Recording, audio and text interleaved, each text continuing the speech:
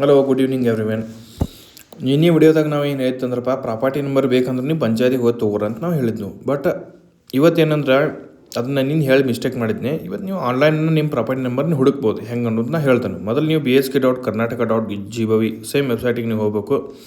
ಅಲ್ಲಿ ಹೋದ್ಮೇಲೆ ಸೇಮ್ ನೀವು ಲಾಗಿನ್ ಆಗ್ಬೇಕು ನಿಮ್ಮ ಮೊಬೈಲ್ ನಂಬರ್ ಹಾಕಿ.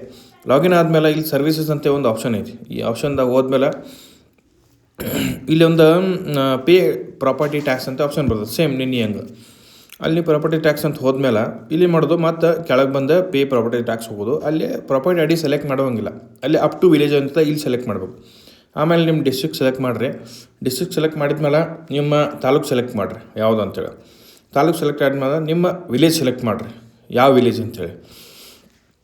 ವಿಲೇಜ್ ಸೆಲೆಕ್ಟ್ ಮಾಡಿದ್ಮೇಲೆ ಇಲ್ಲಿ ಕೆಳಗೆ ಪ್ರಾಪರ್ಟಿ ಐ ಡಿ ಅಂತೇಳಿ ಒಂದು ಆಪ್ಷನ್ ಬರ್ತದೆ. ಇಲ್ಲಿ ಏನು ಮಾಡಿರಿ, ಹಿಂಗೆಲ್ಲ ಕೆಳಗೆ ಬರ್ತಿರ್ತಾವೆ. ಬಟ್ ಇಲ್ಲಿ ಮ್ಯಾಲೆ ಸರ್ಚ್ ಆಪ್ಷನ್ ಐತಲ್ಲ, ಆ ಸರ್ಚ್ ಆಪ್ಷನ್ ಒಳಗೆ ಕ್ಲಿಕ್ ಮಾಡಿರಿ. ಅಲ್ಲೇ ನಿಮ್ಮ ಹೆಸರು ಟೈಪ್ ಮಾಡಿರಿ ಕನ್ನಡದಾಗ.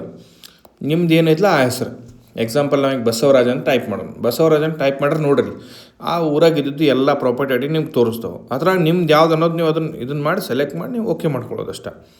ಓಕೆ, ಇದೇ ಒಂದು ಐತರ ಪುರುಷತೆ. ಇದನ್ನು ಬಿಟ್ಟರೆ ನಾವೀಗ ಮತ್ತೊಂದು ಎಕ್ಸಾಂಪಲ್ ನೋಡಿ, ರವಿ ಅಂತ ಟೈಪ್ ಮಾಡಿ. ಇನ್ನು ರವಿ ಅಂತ ಯಾರು ಅದಾರಲ್ಲ ಅವ್ರದ್ದೆಲ್ಲ ಇದರ ಪ್ರಾಪರ್ಟಿ ನಂಬರ್ ಬರ್ತದೆ. ಐ ಹೋಪ್ ನಿಮ್ಗೆ ಈ ವಿಡಿಯೋ ಹೆಲ್ಪ್ಫುಲ್ ಆಗಿರೋ ಅಂತ ಅನ್ಕೋತೀನಿ. ಜೈ ಹಿಂದ್, ಜೈ ಕರ್ನಾಟಕ.